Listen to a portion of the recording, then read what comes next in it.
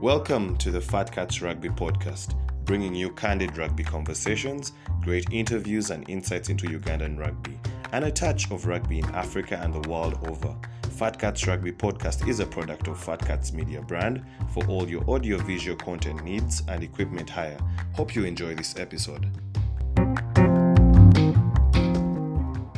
Welcome to another episode of the Fat Cats Rugby podcast. On a day where we are pondering whether rugby players actually do retire one time. I don't know what my counterparts today have to say, but my name is Ruben Kiumuro. And with me today, usual Fat Cats, moving up the ranks in our conversational table as well, Mr. Cesar Ankunda. And on the other hand, a gentleman that we are having for the first time, but not the last time, surely, Mr. Kabalega Adam. He has served his time as a rugby player, schools league in particular, a captain of the King's College Budo, the great college after Namilyango College. I don't know about the one from Entebbe Road. And he made the big shock of having trained with Pirates from his S3 to his S6. And just when he was about to make that professional debut, he made a decision that very, very few men of his age at the time would make. He decided to go on the journey of starting a club of his own. Well, we are going to find out about that. But gentlemen, welcome. Starting with you, Adam. How are you feeling? Very much. I'm very good. It's a good week for me. Eagles are the champions of Central League, so I'm doing very well. We are training for the playoffs. There's still a lot of work to do. The job's not done. But from where we have come, this is definitely a good point for the club.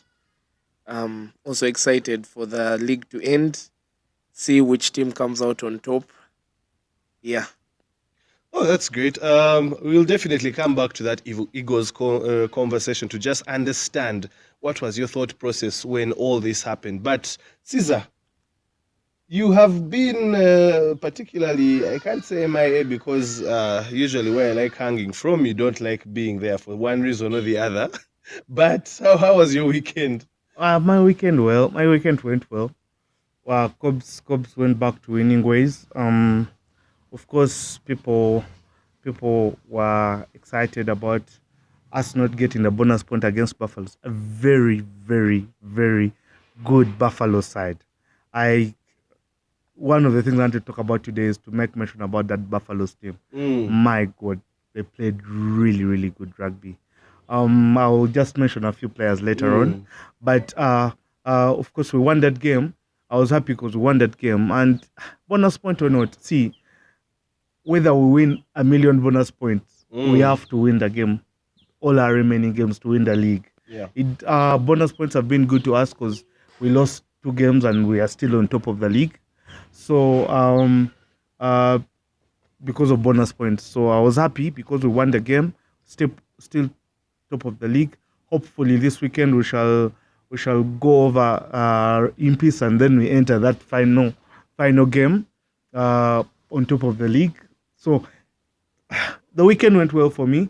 The elephant fell off the tree, albeit momentarily, but I was happy. United won, Arsenal lost the league position, so I was okay. The weekend was okay with me, except for Formula One, where my tractor is still not performing. Yeah, but my weekend went well. Yeah, that's good.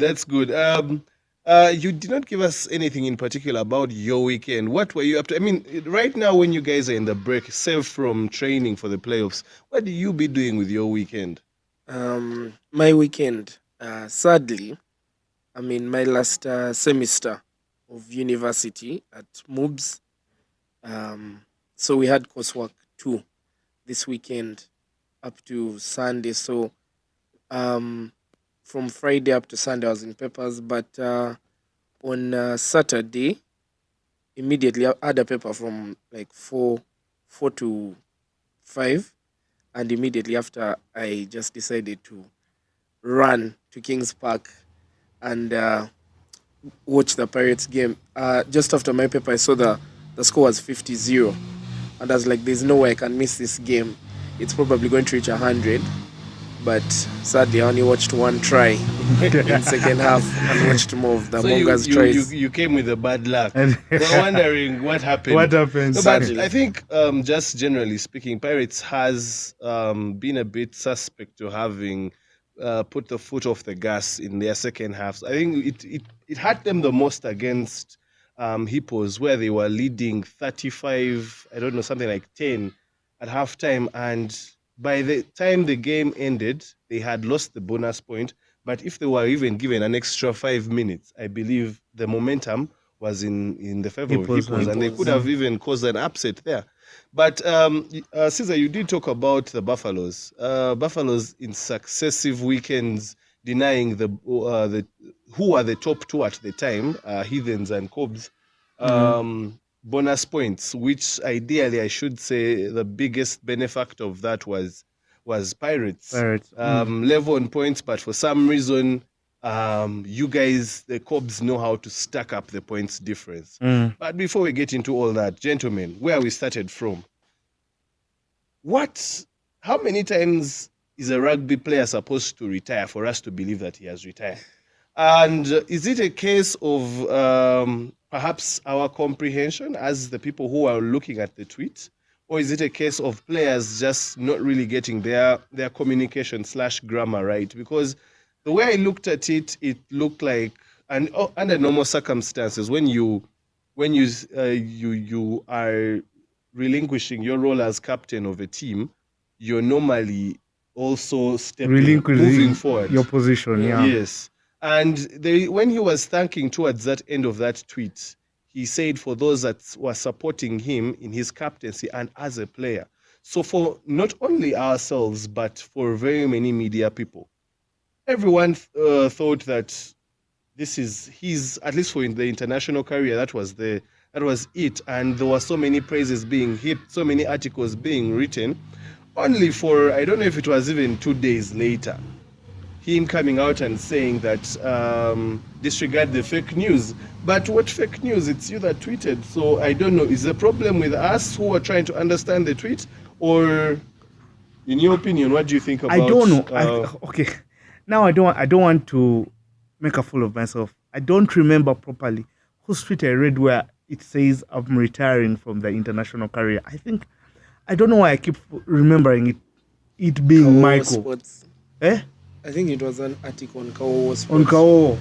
Okay. Maybe there was Kawo, there was Nalubale, there was Vision Group. Maybe the rumors to Michael, because Michael is so many things, but he's a very, what word do I use?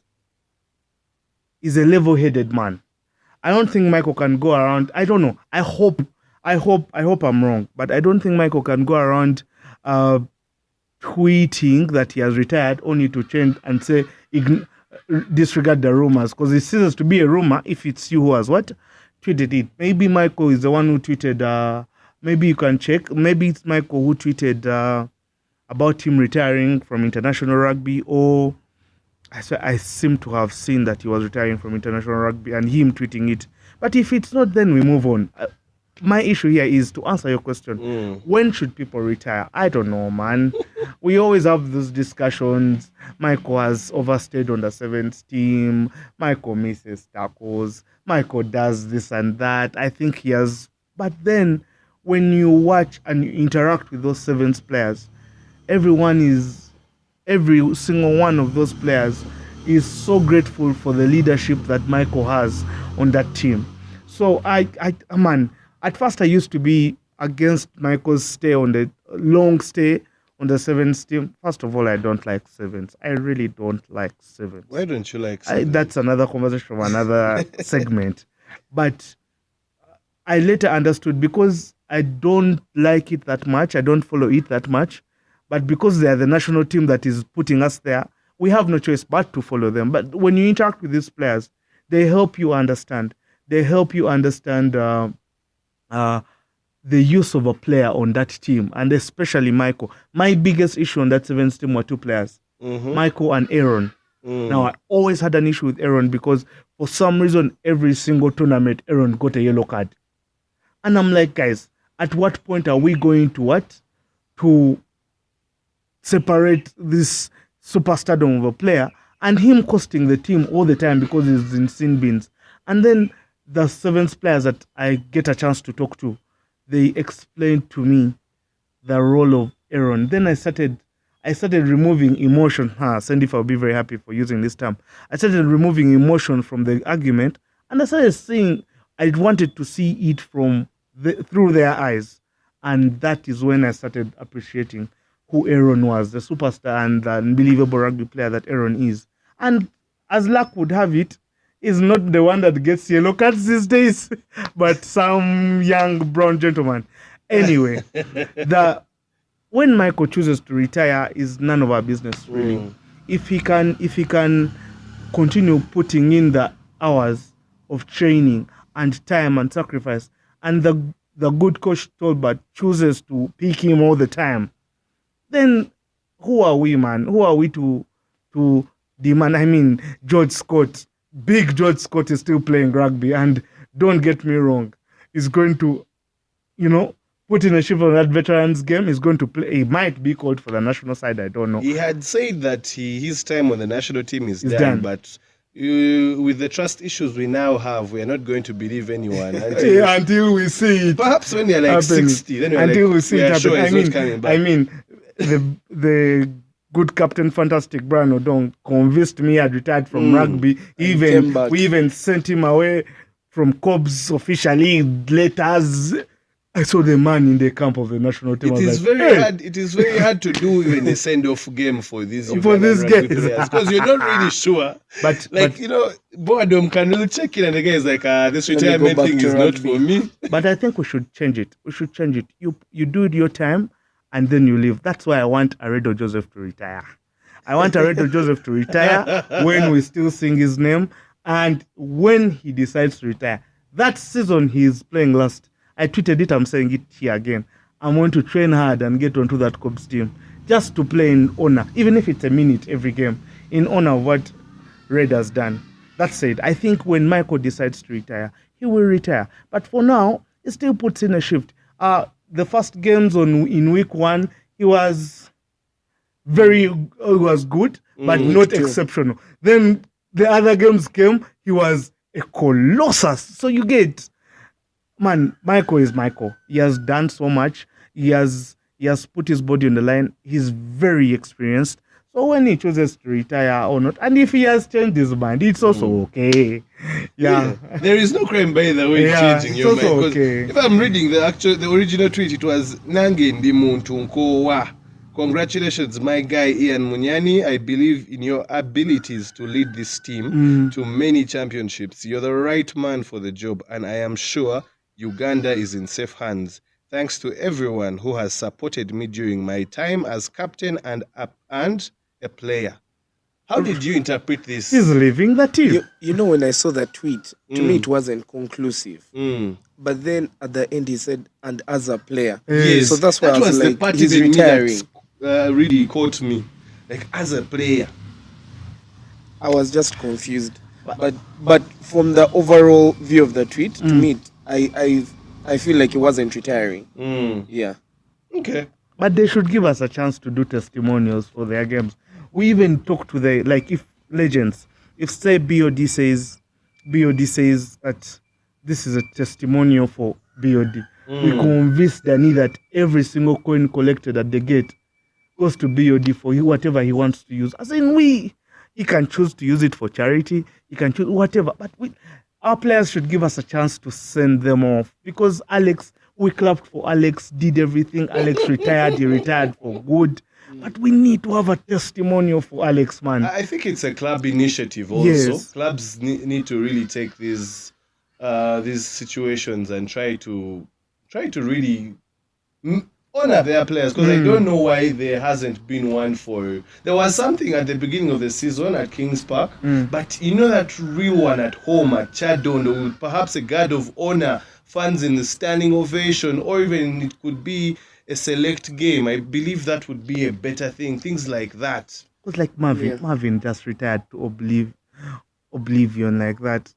And that's the sad bit about many It's of really sad. our players, how they just disappear into the Disappear in sunset. the yeah. You never know what really happens. Yeah, so And I yet think there are a lot that of should change. players who look up to them. Maybe we wait for egos to make the change.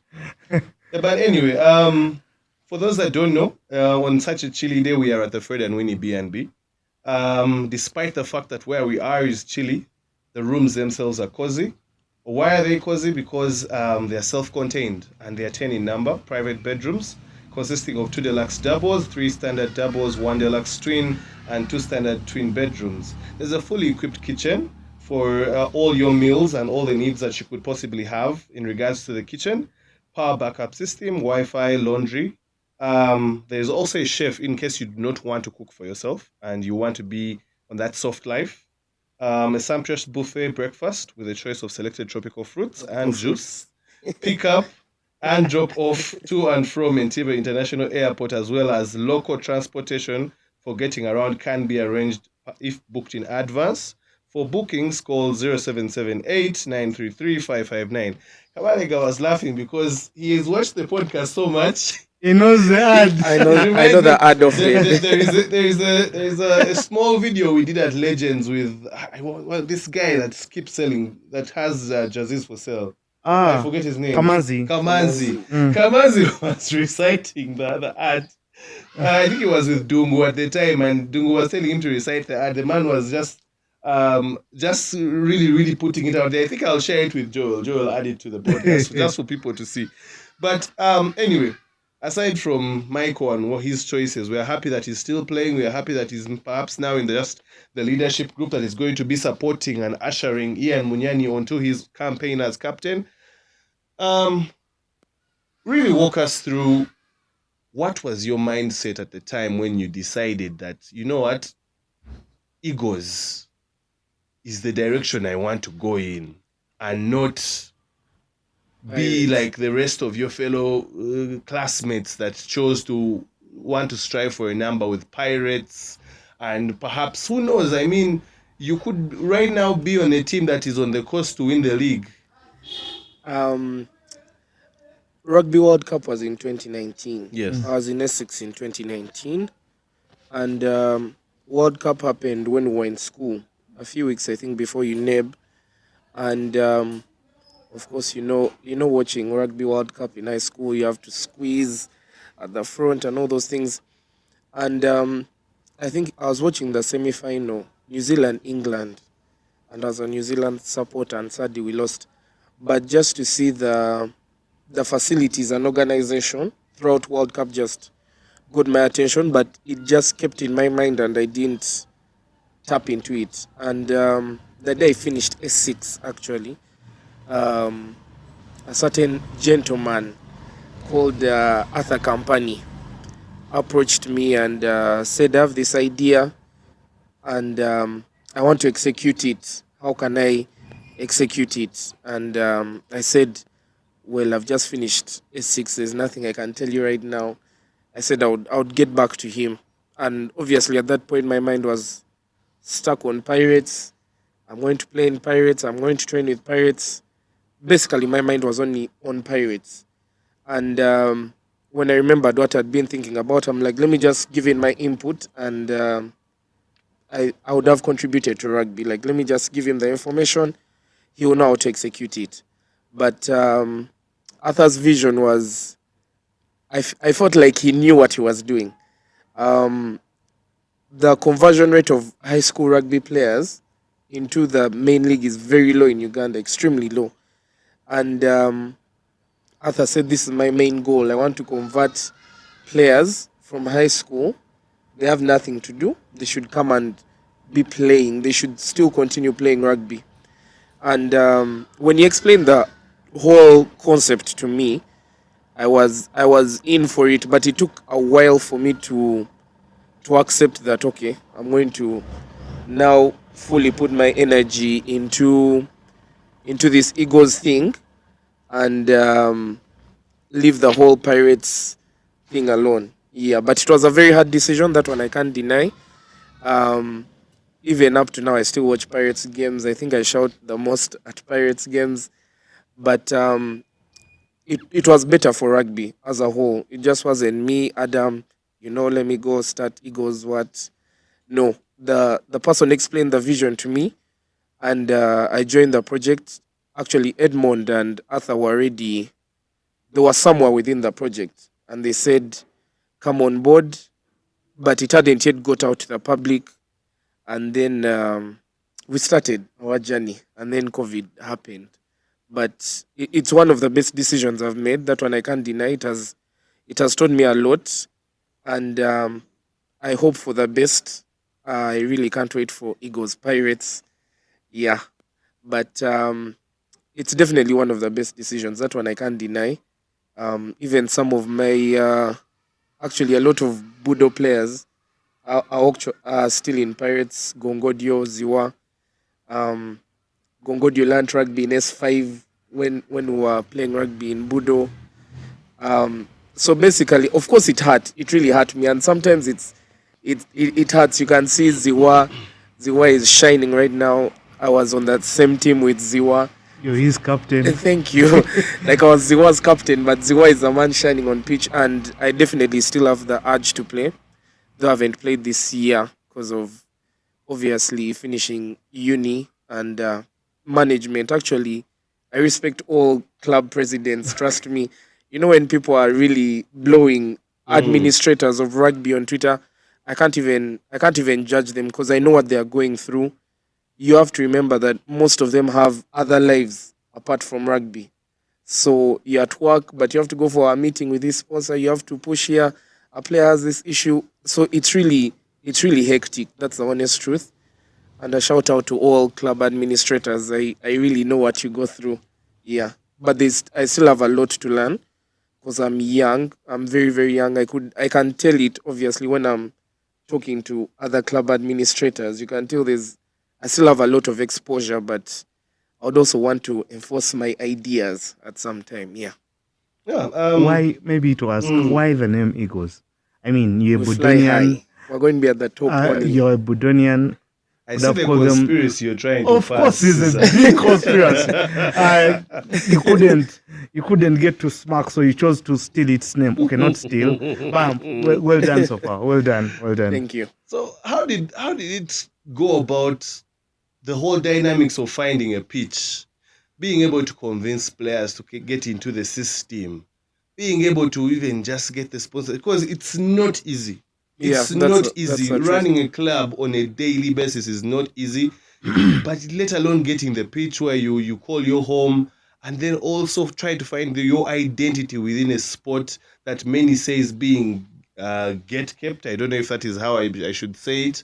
And Get also, get cap, as the younger people say, and also just convincing players, because also recruiting players is not an easy thing. Yeah. So by the time I finished S6, Arthur had already found a pitch that he said this would be the right pitch for us. And when I was in school, Arthur had already been looking. So by the time I arrived, he said, I think this is the best place. And the information I'd given him is that, the honest truth to me, I felt like Pirates had lost a lot of talent in their shift to Kings Park at the start, because it was a little bit far for most students. And even me at the time, it was a little bit far. But if you're committed to rugby, that distance is nothing. But most people, you have to know that rugby is still growing. You have to give incentives for people to come to you. So when I came, Arthur had already found a location, and he had already started the work at the location, because the Chitante pitch was it had a little bit of issues. So Arthur we had already started the work at that time.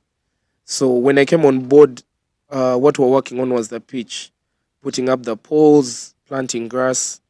When you lack exposure, some things like can shock you. Just planting grass, you can think, okay, that's like 300k, you give labor 100, but it was actually way above that. It was so expensive.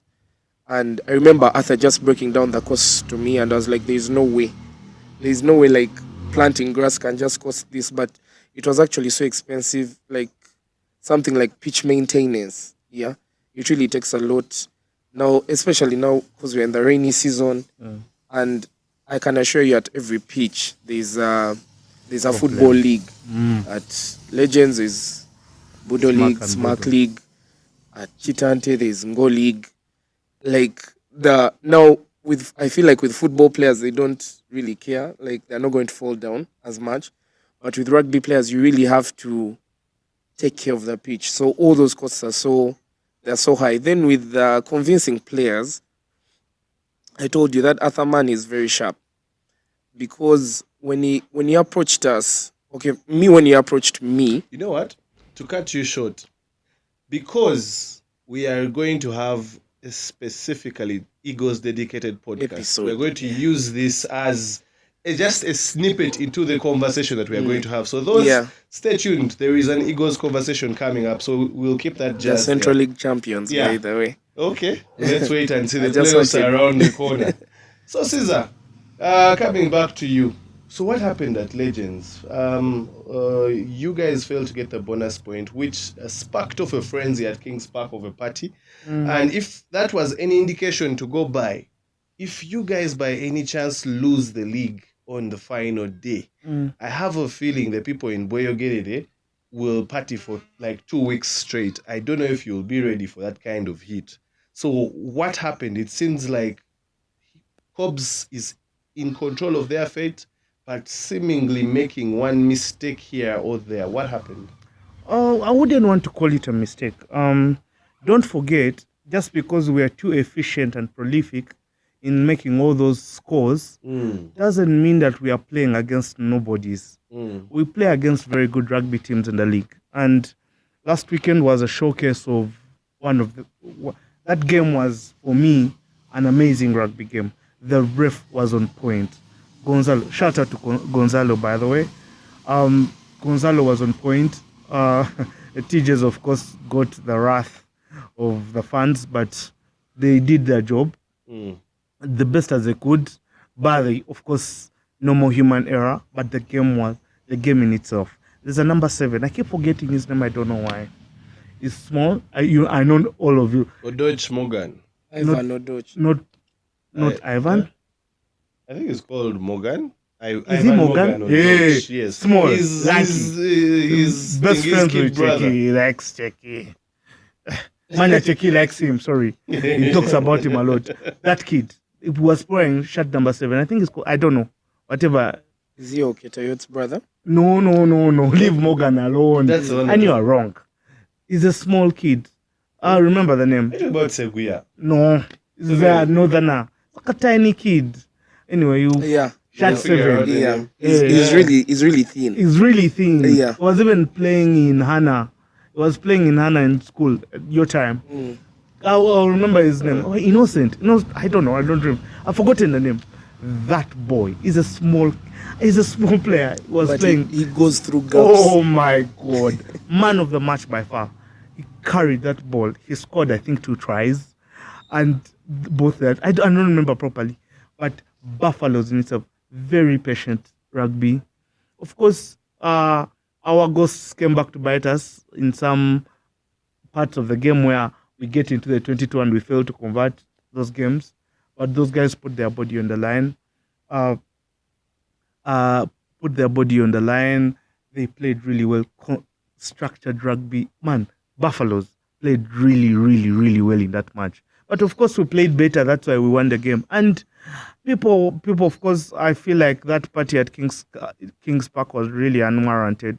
Bonus point or not, the game that determines everything is what if Impis beats Scopes? What was the use of the bonus point? The bonus point right now is useless. Where would have just been 1 point ahead of them. What is 1 point? 1 point is important. How? Especially when you're going into a weekend against Lord Nsekuye, who's back from injury. That's my point.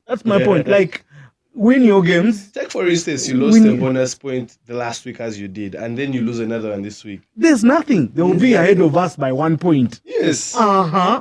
And then for some reason we come and beat them. Somehow the mathematics comes There's no in mathematics there, here. and But math there's is no mathematics. around. Maybe the math I'm ignoring. The math I'm ignoring is the math of the third team. Maybe that, because I Whose want to coach believe seems to have whoever. conceded defeat, but I don't know if it's mind games. Who? I saw that article Yeah, there was somewhere. an article. I don't know if it was by Narubare, where they were saying They that gave up on the championship. Mohamed Athio had conceded. Those ones are not in the championship, please. Let's not waste our time. Unless Are you want you sure to they are not? 100%. Okay, mathematically they are in the championship, but they only get into the championship if we draw. Exactly. There is no draw in that. You want to tell me It is it impossible. is actually very possible Very you guys possible. will even be so shocked Anyway, with the I don't want to make. Chadondo You know, I'm the king of bets. I bet Betsy and they come to light. Let me tell you. Anyway, to finish up, Ali, then I come to this point. Our team was well. We played really well. Even when we got some mishaps here, our leader got a yellow card because Danny Katerega ducked when they were going to finish him. The man ducked and they connected his head. Then a yellow card, and bar all those issues, our team really played well. Shout out to Paulo yesterday, who man came out. For some reason now, every time that boy plays, he scores a try, and me, I'm excited. Of course, one Kakuru claims he coached Paul. He went to Namilango for 2 years. What did he coach for 2 years? Anyway, let's go back to what we're saying. So the game was, it's very disrespectful for people to come and say we lost a bonus point. Buffaloes could have won that match. I need to tell you this. Has any of the top three got a bonus point against Buffaloes? Pirates. They did, though? They did. They did. You're sure? Yes. No. No. Pirates got a bonus point. They At did not. Chadondo? At Chadondo? I I don't doubt. think they did. I Anyway, doubt. I stand Because I corrected. watched the game. I stand corrected. At Kings Park, they must have. Maybe Kings Park, yeah. Of course, at Kings Park. I stand they did. corrected, but that Buffalo's team, especially in the second half of the season, man, they've brought in their A game, and I want to shout out to them because it would be very unfair. They just met a superior team, a more superior team. If they were playing another team, if like What Heathens, is the word you want to use? he would have played like Heathens in this. With that kind of rugby they played, I'm sorry, senior elders of our No, but, team there. Buffaloes didn't win against Rhinos. Exactly. That's the There funny is bit. That's the funny that's bit. what played me. Inconsistency. Of Buffaloes, and I don't understand it. And maybe because the way you prepare to play against Cubs is not. It shouldn't be, but the way you prepare to play against Cubs, one can argue. I didn't watch that Rhinos game. One can argue the coach had rested their players for. I don't know what happened in that game. Honestly, I can't explain it. Big ups to Rhinos. It would be very unfair for us not to mention that they put in their work. But that Buffaloes team, with the way they played against us, I cannot fathom how they lost to Rhinos, considering what I've seen. So the weekend, for me, I beg to differ. The weekend wasn't about Cubs losing a bonus point. The weekend was about Cubs winning a very good match because there could have been a possibility of Buffaloes winning. So Buffaloes has really had particularly good results over the last few weeks and also that saw it starting. Actually, the league saw it starting not such a good position, but they have propelled themselves to fourth, if I'm not mistaken, fifth or fourth around there. Do you think that? Because we have seen this cycle happen, we have seen Buffaloes build something, and then we have seen their bigger brothers come and take. Do you think it's time they maybe stood their ground, if it's even possible, and have Buffaloes as an actual competing rival team in the Chadondo setup with its own systems? Luckily now there is Bisons. I'm assuming Bisons is its second team. Do you think that they should object and do away with that hierarchical monotony of having Buffalo's players being taken to Heathens, and then they just create something of their own? I think Buffaloes should be way more competitive, because I'll give you an example. You see, with rugby players, if you don't have a goal that you're playing for, then you're just going to go and play no more rugby, nothing. But I feel like the way with Buffaloes, with the way they are playing, they have a goal.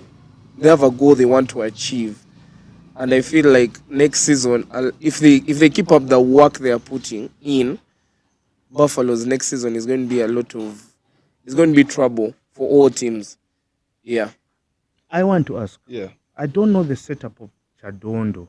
That's why I didn't want to comment. I don't know the setup of Chadondo. I don't know whether it's if Heathens knocks at the door, you open your legs, or if it's a normal discussion of two different clubs. If it's a normal discussion of two different clubs, of we sit down and say, I want your player, the way Cobs would go to Pirates to get a player, or Cobs would go to like any club to transaction, an arm's length transaction. Because if it is, I don't see a Buffaloes player crossing to Heathens. Why? Because I do not know their contracts, but you cannot convince me that Platinum Credit gives Heathens more money than Toyota gives Buffaloes. I don't know. I really don't know. But my point is this: I always felt like Heathens is Heathens. They're the biggest club in the land. I think most successful, if I'm not mistaken. Everyone would want to associate themselves with Heathens. But now, if you are a young rugby player who has watched this season, is it so much attractive for you to go to Heathens or to go to Buffaloes? Because their kit looks better, first and foremost.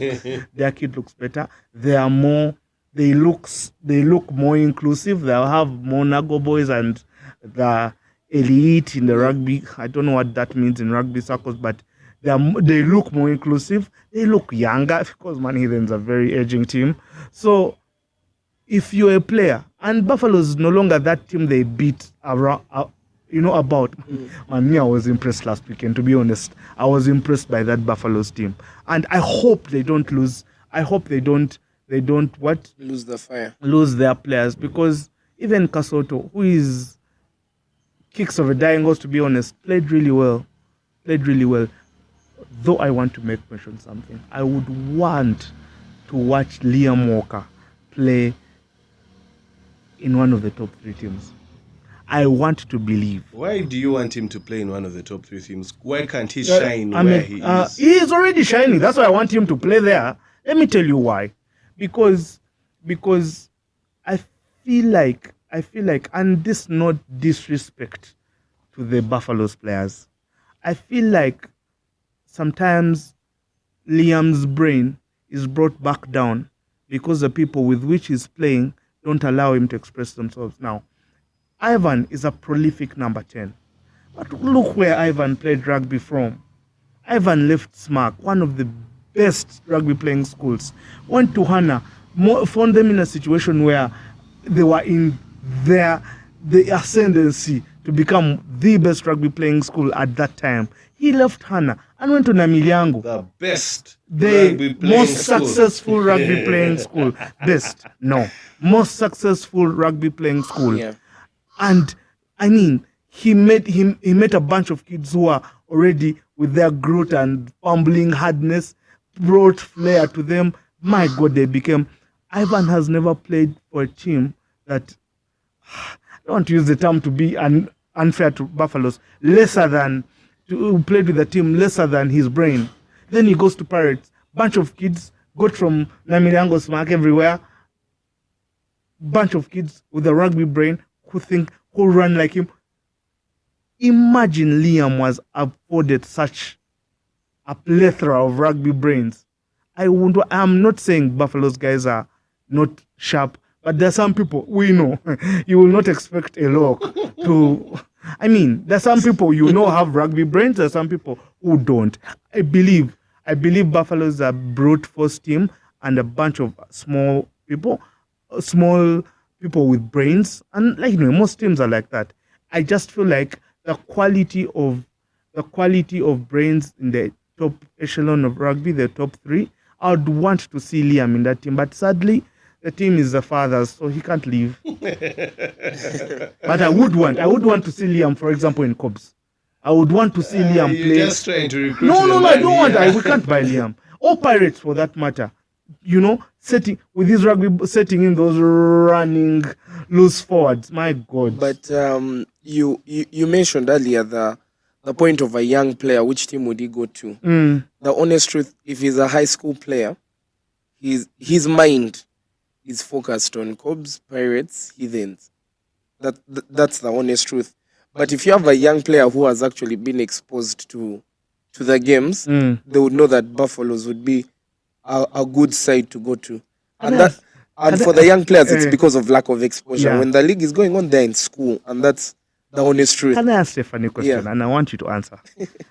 In these schools, remove the people who grew up around actually quarters or Naguru and from the schools, there's not even the great schools, the rugby playing schools. Name for me 2 kids in your year, or even a year below you, or even 2 years below you, who left school and went to Heathens. 2. Leave the Hana boys who have come from the Chadondo setup and gone to Hana or Kololo. Leave those ones. I want a boy who came from his home in Masaka, worked hard in high school, got to learn rugby, like the majority of schools rugby is, and went to Heathens. Just 1 or 2. In my year? Even a year below you, or 3, even 4. I can even use hours. Are you trying to say that they do not attract youngsters? No one has ever wanted to play for Heathens from high school. But they always have a squad. Because they are unbelievable. They are unbelievable rugby playing organization. Most of their players have come from tag rugby. Most of them. And I'm telling you this. That one, no one will ever beat. Not Kings Park, not Legends, nothing. Heathens literally germinates its players from tag to the top. I mean, no team in the country does that. It's unbelievable. They've been able to maintain the highest level of rugby without using schools league players. We who whine about schools league, we are just whining because it fits to our clubs. Heathens won't even bother because their players are the ones who complain about that they're overaged, they play club and school. Nonsense. I always find that nonsense. But one, it's a shout out to Heathens because their kind of players come. I think the last school's player was Michael. But they come, and even then I'm not sure about Michael, where he started from. Him. Chances are high he started from the lower leagues of, I don't know so much. My point is this, Heathens needs to be celebrated for growing rugby, but there are very few people from the elite schools, as they call themselves, the top 8, that lives going. In my 6 years, there were only 2 players that left SMAC to go to Heathens. Kasozi Stephen and Ochich. 2 players. And even them, where Kasozi played more rugby for Impis than he did for Heathens. Anyway, sorry for bringing all this around. But in the same light or in the same breath, you can also put it out there as echoed by Okote Emmanuel last week, saying that Heathens and Cobs have failed to attract a younger demographic of fans. Do you agree with that, Caesar? You who's affiliated directly with your club, do you guys particularly have now a record of your younger fans? Is it true, or is it majorly for the elite or the snobbish, as they like to call you guys? Younger fans? Do you think you're doing enough to attract? No, we are not, and this is why. But it's changing. This is why. The 2 teams with the biggest young fans, and I know you can name them off your head. The 2 teams with the biggest young fan base in the league. 2. Pirates and Impis. Yes. Do you know why? Why? They have the biggest presence on social media. It's as simple as that. The tool that we use, that these clubs have used to gather funds, they've maximized. Now, these other top clubs, the so-called snobbish clubs, have come late, but they're getting there. You get now Cobb's presence is also becoming felt. Heathens, people are saying they were getting Twitter accounts last week, but Heathens is also getting there. You find a person like Desire, for example, Desire Derek Ford Mugumisa, who is the NBS person. He came into rugby through NBS. I don't know whether it was before or after. He was there before. He was. But my point is this. A person like Desire, you know how we used to say Heathens is a local establishment, Chadono is a local establishment, but Desire is no local person. And if you go to Chadono now, the majority of local people, the so-called local people in our minds, are no longer there. Because one, they've opened their minds. You learn. If Pirates and Impis beat us to the game and they have gotten their funds, but you see these funds, you can gather the funds because you are present. Guys used a local TV to, those old stereo TVs to launch their kit. That was special. You get. So they use all their things to gather funds. But what keeps funds in your team is rugby. So if you gather as many funds as you can, and then you still playing relegation rugby. That's why when fans leave campus, they won't come back to Impis to watch your games. Because they were there because of the vibe you had. But then what maintains them at that vibe is rugby. And that's why Pirates keeps holding on to its fans, because they play good rugby. So we are learning. It took us a long time. But fun fact, Cobs was the first team to have a social media handle. Fun fact. No, but I feel like all clubs are still behind when it comes to attracting fans. Because I'll give you an example. There's something that really annoys me.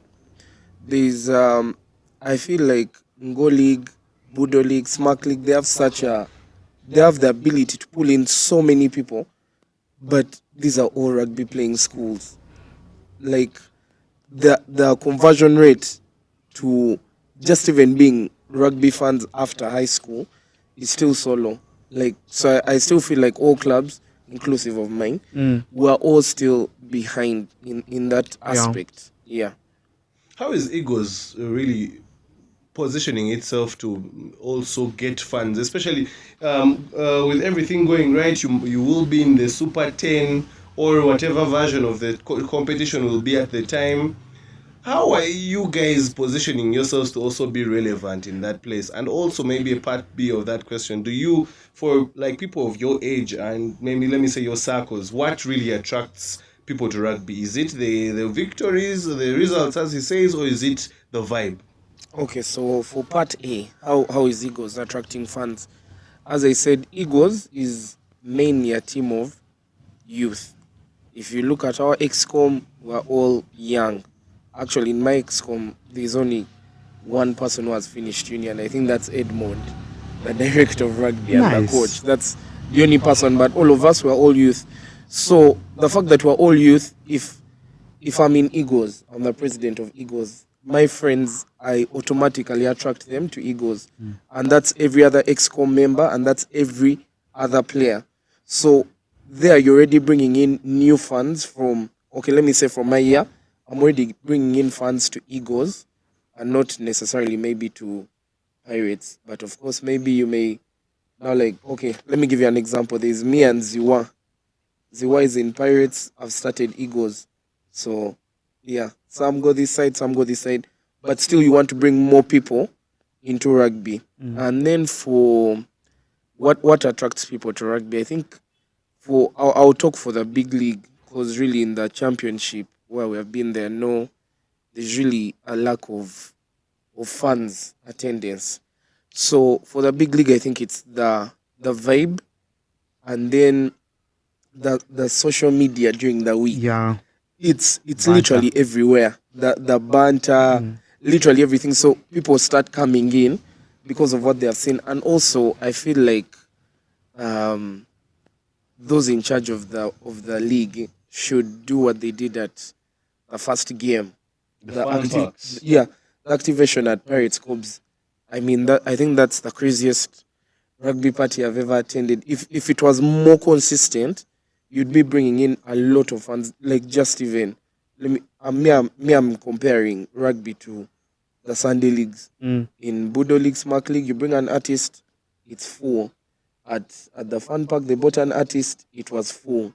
So yeah, I feel like they should do more activations to bring in more funds, and more funds to me means more funds, because you're bringing in people who come from different organizations who can put in a shift for rugby. Yeah. And maybe to talk about that, there's how do we avoid, because ego's ascendancy might be the downgrade of some clubs.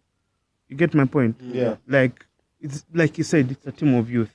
It's really a team of youth. So what is to stop? Because now, look at it this way. Eagles is trains at Chitante. There's no difference between Impis and Chitante. Really no difference. It's a short distance.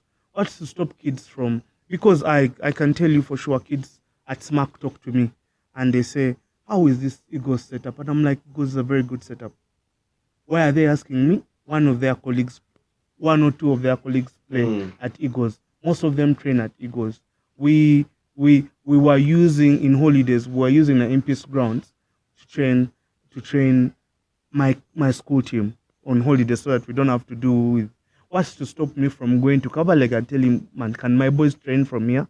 I mean, we can even use an emissary of Bogele. My worry, how do we do it that when Eagles ascends, instead of taking away funds from Impis, maybe Eagles becomes the Moobs team, the way Impis is the Makerere team. Like, we get more funds into the sport than taking the already established ones from the other teams who see the teams. I would also have to object you there, because the way I see Eagles as Adam and sport as general, sport is big business. It's really big business. Eagles is big business. It may not be everywhere in the papers now, but as in, like, Eagles is big business. So when Eagles comes up, it brings more competition for all the other clubs. Yes. That means all the other clubs have to up their game. Yes. It's just not Eagles benefiting. Rhinos should up their game. Pirates should up their game. Like, how are all these clubs going to maintain their funds? Yes.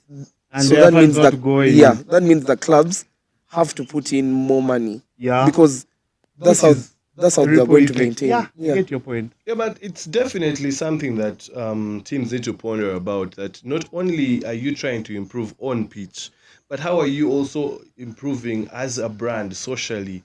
And I think it's a conversation that needs to be had even in general, like branding and publicity of clubs, of sport in Uganda, of rugby as a discipline. How is that being approached? But that's a conversation for another day. Anyway, I want us to also have a glimpse at the relegation side of the table. Walukuba is currently in 7th, if I'm 8th, if I'm not mistaken. Yeah, 8th, and they seem to be safe. Yeah, they are safe from relegation.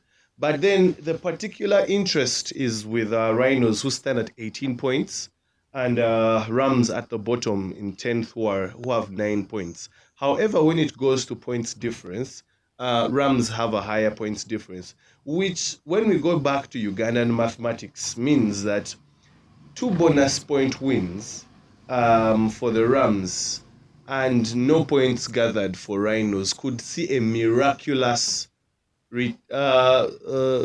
tenure of them saving themselves from being relegated. However, anything short of that will see the team that I think came into the league in 2015, if I'm not mistaken, go back to the second division, perhaps at the expense of the Eagles. What do you guys have to say about that? What are Rams's chances of really saving themselves? Rhinos having gotten a vital win against an informed Buffaloes that at least gave them some breathing space, but not enough space for them to really be comfortable. I'm actually sad for Rams, because when Eagles was starting, we had a couple of friendlies with Rams too. So it's a little bit sad for me, but I don't see Rhinos being relegated. That's my honest view. I see Rams coming down, sadly. Do you plan on poaching players from Rams if they go down? We shall see. We shall see. Yeah, There are some because things that actually can't there's be always that said here. strategy of a team that's being promoted. Definitely, when you're going into the big league, you have to rebuff. You have to have a conversation here and there with some players who might not want to go back into relegation or into the second division, and see how to strengthen your teams. But anyway, maybe that's a strategy for another day. However, you also have to take into consideration the fact that I'm only talking for Eagles. We have had a group of players since we started who have been consistent with us. Last year we ended joint third in the Central League last year. Though on the last match day, Box was first and Eagles was second, and Box was our last game. And I can't forget that game ended 33-15. We lost, and I think we were all shattered because also last year there was that confusion. Yeah. And I even remember Chambogo had fans at Legends. So you could tell it was so much pressure. So last year, I think the group of players realized the goal they have to achieve. They felt the pain last year. So now the fact that they have achieved that goal, you have to remember that these players have been working non-stop with Eagles. Yes, we may have to add some players. We'll see how that goes, but you have to take into consideration there are guys who are already fit this side and know how to handle the things. For example, like the coaching style, Edmond is very efficient. I mean, there's no time for slacking. If you feel like you're assured on the starting team, it may be your week on the bench. You get so that side, on the Eagles side, you have to put in the work. So in case anyone wants to come to Eagles, you still have to put in a lot of work. Yeah. Okay. Caesar, as you maybe just give us your thoughts about the relegation, just keep in mind both the relegated teams are traveling away from home this coming game week, this weekend, which is the build up to the final weekend in the next week. But the Rhinos will be traveling to Ginger to face Hippos, and then the Rams will be going to Chadondo to face Buffaloes. Okay. Honest truth, at the beginning of the season, when I heard what was happening to Rams and its key players, I figured that they were the team that was going to get relegated, because to recover, even a team like Cobs or Heathens, if it loses very many key players, recovering is a bit hard. I'd honestly don't. It would be a miracle if Rams survive, because Rams needed to beat Rhinos. They didn't. Rhinos got a freakish win against Buffaloes. If Buffaloes play the way they played against Cobs, I do not see in heavens how Rams is going to be to beat Buffaloes. So, but you still can't tell. I still can't tell. That's what because of the Rhinos Buffaloes game. That's what I'm trying to. I still can't tell, but we're all on speculation. Everything remaining constant, I think Rams is going down. I feel like Rams is going down, and it would be sad, but well, it's a jungle. You eat or be eaten. So, well. But what happens to the whole Rams setup? Keep in mind, Rams has Rams 2. It has 2 ladies teams that it oversees as well. Their coach also mentors at Makerere College School. So doesn't that affect that entire ecosystem in the game? I don't think so, and this is why. I was under Impis management when the legendary Andrew Orwell made the decision to play Super 6 teams after we had done well in the league, and then we fought it, and then he wakes up and for some reason he said the seeded 8 in Uganda Cup, the top 8 in Uganda Cup should make up the Super 8. He disregarded the old, how the season ended, such rubbish. We were sent back to championship, and I was worried because I had a bunch of superstar players, or players that have earned their stripes. I'll talk about Ichodu, talk about Keith, Ochega, Adi, Ernest, Kasule. I can name very many players, and I always thought it was going to disappoint the players, but then they stuck together. I believe Lumu has absolute control of his Coach Lumu has absolute control of his club, and I believe they'll stick together, and I believe they'll come back because they have a good enough team to beat anyone in championship. It's just that they got the shock of and let me tell you, a team that has an underside and two women's teams, clearly there's something good happening there, and I don't think it's the good organization is happening because they're in Super 10. I believe it will survive. I actually believe if they go down, it will be very unfair because they've really organized themselves really well. But if they go down, they will come back soon. And maybe to finish on that relegation battle, I really pray, not disrespect to Warriors. Warriors, let the best team win the championship team. But I would love to see the Eagles play in the league. Why? Because their story is so amazing. We've just been told now they have a bunch of EXCO members that are in campus. This is a team being run by campusers, and it's damn organized. They are uniform. They come with the same kit. You have a school kid, Bogere, begging his parents to come and pick him so that he comes and plays a championship match. There's something happening at Eagles that I would want to know or to study more. And this is not because Kabalega is here. He knows I've always told him this. Yeah. There's something happening in Eagles that deserves to be rewarded. I mean, it deserves to be rewarded. I'm actually in shock right now to understand that their EXCOM is being run by campuses. Honestly, how you've been in rugby management. Yeah. Rugby management is one of the hardest thing to do. Yeah. I'm telling you, it is one of the hardest thing to do. But there's a bunch of kids that lost and they were not happy, and they've galvanized themselves and they've come up with a very good coach. And man, it's really a success story that I would want to reach the epitome. I wish them luck. I wish every team luck. Let the best team win. But to be honest, I would love to see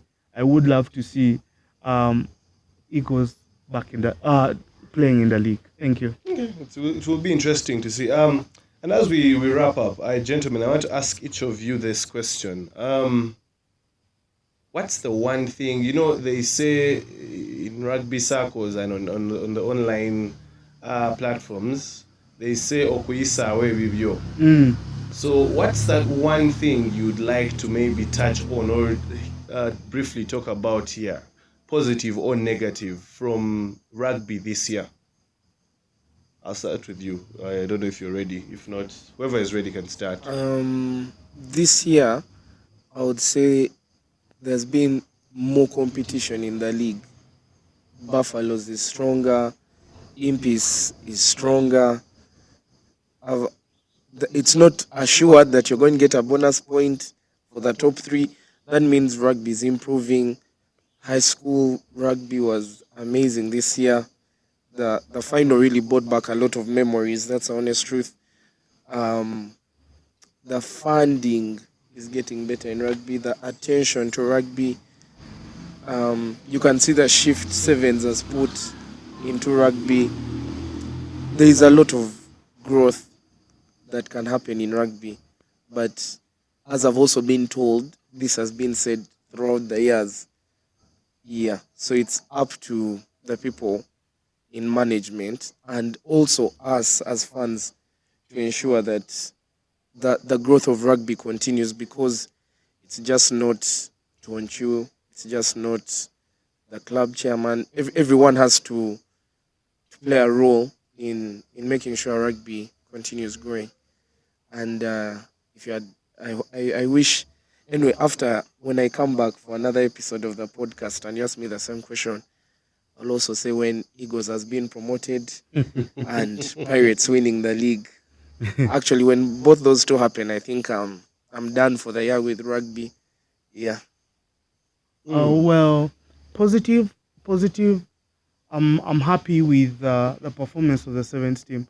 I was a bit worried when they brought in this new crop of players that our performance will go a bit low, but you clearly see, yes, it might not be the heights we reached with the Byrons and the Piuses and Phillips, and uh, people seem to forget that Philip didn't play this last tournament, but we're still very hopeful. I think that's a given. My best new player of the tournament is that Rhinos kid. Alan Olango. Oh my lord. Anyway, I've always liked that guy from watching him train at Rhinos. I think he's a player for the future. The positives is, yes, our sevens team and how Tolbert is trying to usher in the new crop of players, and then the leadership, as you see, is changing. And then what Kabalega has hit on, the in closer relationship that the administration, that Toncho, which for me is his biggest achievement in his first tenure, the closer relationship we have with central government and NCS, and more money being, yes, I mean, it has started with sevens, and we hope it will grow into even these are the women, the 15s, like, and also the clubs. So I hope that closer relationship with government and funding from government is a big, big positive. The negative, I have two negatives. We've had a lot of quarrels.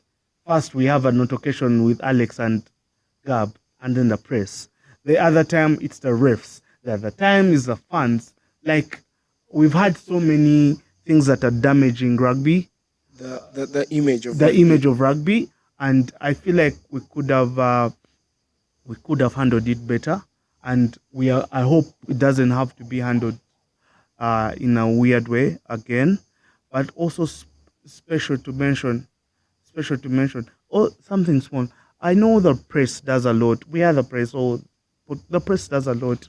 But this entitlement that the press has sometimes, where because they think they're doing us a favor, then we should dance to their tune. I hope it can stop one day. I hope I'm not putting Fat Cats in any problem by saying this, but this, and I'm using the Gab situation. Everyone seemed to have wanted to crucify the rugby and not look at the press. And for some reason, the press, behind the press freedom thing, they want a lot that they do that is inappropriate to be let go lightly. I think that should change. But two, this is a shout out, and maybe my parting shot. It's a shout out to all clubs and their members. We over depend on sponsorship.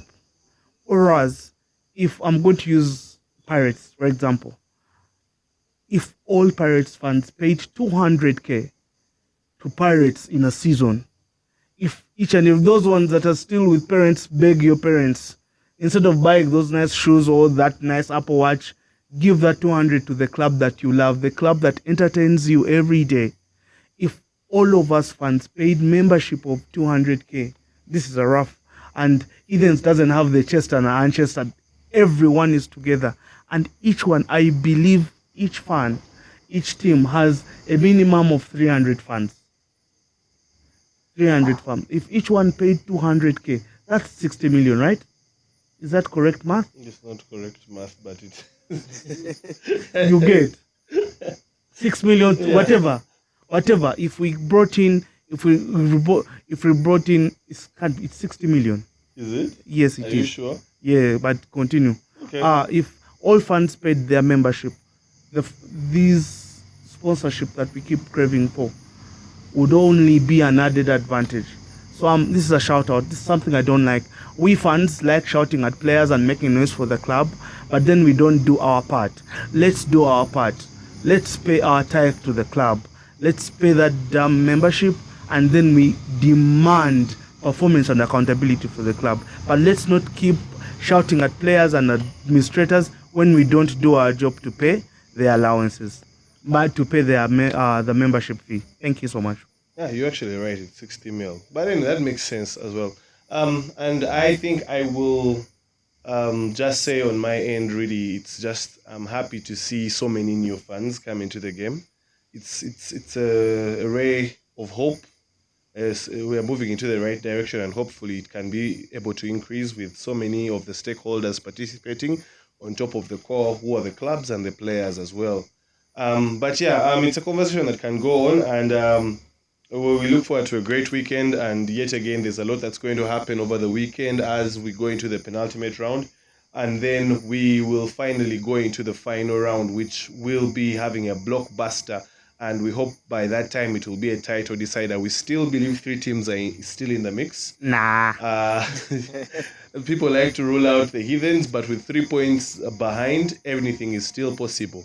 So just keep it with the Fat Cats. We're going to be bringing you all the build up to that. We're going to be just sharing with you from both ends of the table, whether it is at the top, whether it is at the bottom, what is happening. It's dark, we know, and we'll just have to run off for our evening meal, as we always say at the Fred and Winnie B&B. Thank you for being a part of this podcast, and see you next time. Cheers.